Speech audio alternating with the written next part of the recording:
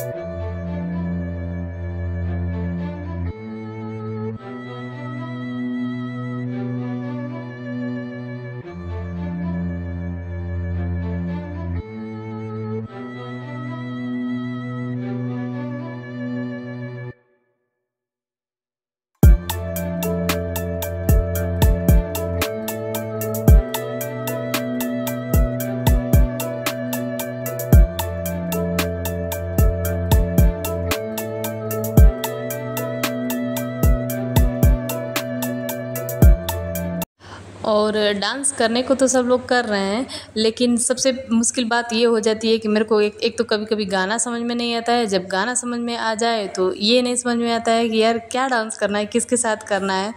और इतना अंधेरा हो गया था ना कि वो भी नहीं समझ में आ रहा था, डांस भी कौन कर रहा है, किसके साथ कर रहा है वो भी नहीं दिख रहा है।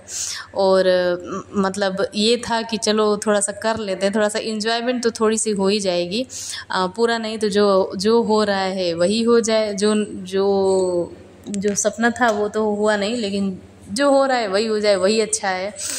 तो सब लोग डांस में मतलब हाँ लगे हुए थे सब लोग डांस करने में कि चलो थोड़ा सा कर लेते हैं। और उसके बाद से फिर बारात चली जाएगी, तो उसके बाद से हम जो घर पे डांस करना रहता है, मतलब घर पे जो लड़कियां जो डांस बोल रही हूँ, जो काम होते हैं ना वो सारी चीज़ें घर पे शुरू होंगी।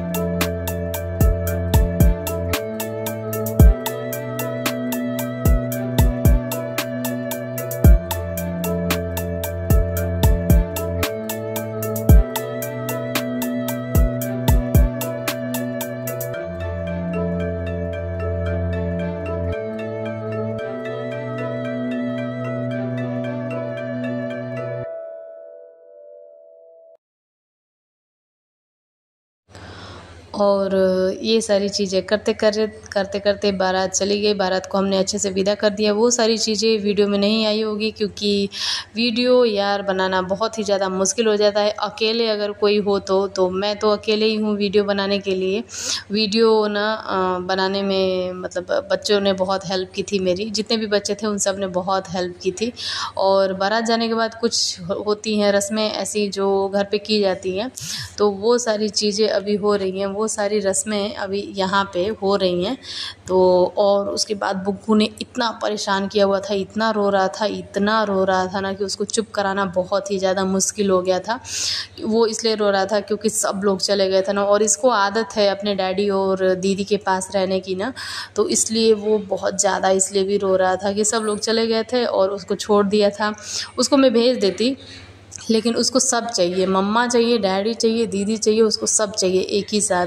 तो वो तो पॉसिबल नहीं था ना कि मैं भी जाऊँ और इसीलिए वो बहुत ही ज़्यादा रो रहा था, बहुत ज़्यादा मुझे परेशान कर दिया था। और ले ले ले ले ले मोली गुड़िया का मुँह बंद।